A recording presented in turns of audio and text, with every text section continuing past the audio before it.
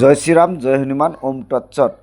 পৰম শ্ৰদ্ধাৰ অসমবাসী ভক্ত বৈষ্ণৱপ্ৰেমী ৰাইজ, আপোনালোকৰ শ্ৰীচৰণত আজি শ্ৰীমদ ভাগৱত আৰু পদ্মপুৰাণ সৃষ্টিখণ্ডৰ পৰা এটি ভিডিঅ' আপলোড কৰিবলৈ লৈছোঁ। আপোনালোকে ভিডিঅ'টো মনোযোগেৰে চাব।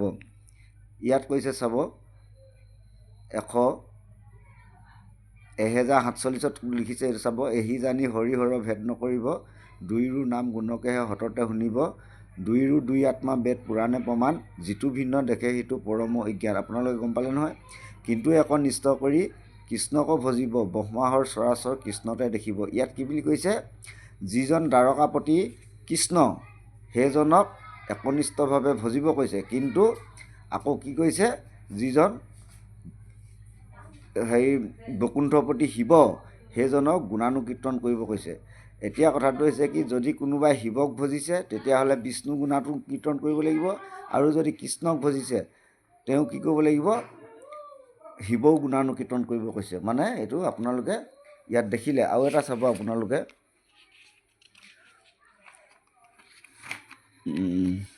এইটো চাব। ইয়াত কি লিখিছে চাব।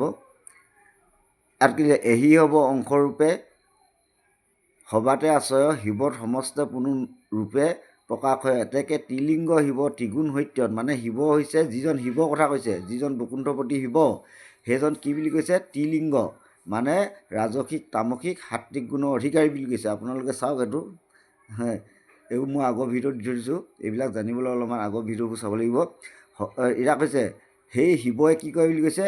ৰজুগুণে সিদ্ধিদান্ত ভকতজনক, আৰু শতগুণে তত্ত্বপথৰ দেখান্ত লোকক, তমুগুণে সংসাৰন্ত দুৰ্জনজনক, উপাসকে অনুৰূপে ফল প্ৰকাশক। এতিয়া এই শিৱই যে তিনি গুণৰ অধিকাৰী, এইটো আমাৰ প্ৰায়বিলাকে নাজানে। শিৱ অকল তামসিক গুণৰ অধিকাৰী বুলিহে জানে। এইবিলাক চাব। এইজন শিৱ হৈছে বৈকুণ্ঠপতি সদাশিৱ, যিজন নেকি ৰাজসিক, সাত্বিক আৰু তামসিক গুণৰ অধিকাৰী। আৰু এতিয়া ইয়াক কৈছে কি?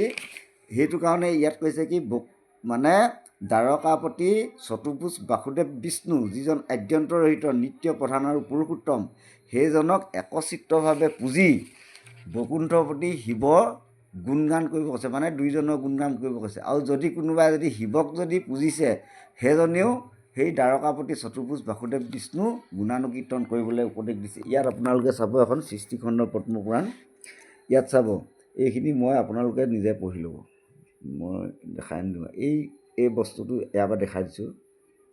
ইয়াত শিৱ আৰু বিষ্ণুৰ মাজত আপোনালোকে চাব কি লিখিছে। ইমান ধুনীয়াকৈ লিখি থৈ দিছে। আমাৰ মানুহবিলাকে কি কয়? শিৱক নিন্দা কৰি থাকে প্ৰায়বিলাকে। চবেই নহয় বাৰু। শিৱক মানে পুজিবই নাপায়। শিৱ মানে কি বুলি কয়?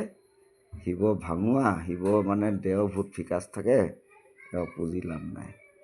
ইয়াত কি বুলি লিখিছে আপোনালোকে নিজে চাই ল'ব। মই এইবোৰ মানে বৰকৈ কৈ থাকিলে মানুহে বেয়াই পায়, সেইকাৰণে আপোনালোকক দেখাই দিছোঁ। মই ভালকৈ দেখাই দিছোঁ বাৰু।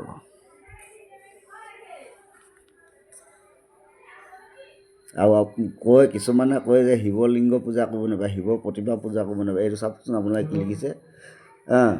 কেতিয়াও পবিত্ৰ তীৰ্থস্থান নহ'ব। যিকোনো তীৰ্থস্থান শিৱৰ লিংগ বা প্ৰতিমা আৰু বিষ্ণুৰ প্ৰতিমা থাকিব, সেইবোৰ দৰ্শন কৰিলে মানুহৰ পাপ নাশ হ'ব, আৰু পূজা কৰিলে অন্তিমত পৰম মুক্তি লাভ কৰিব পাৰিব। আপোনালোকে ভালকৈ চাই ল'বচোন। মই কিমান দেখাই থাকিম আৰু। কলি খেদি মোৰ ভাগৰ লাগি গৈছেগৈ অকলে। কোনোতো মোক বুজি পোৱাই নাই আজিলৈকে। মই অকলে যুঁজি আছোঁ এতিয়া। জয় শ্ৰীৰাম, জয় হনুমান। এইখিনিকে দেখাই আপোনালোকৰ আজি ভিডিঅ'টো ইমানতে বিৰাম লৈছোঁ। জয় শ্ৰীৰাম, জয় হনুমান।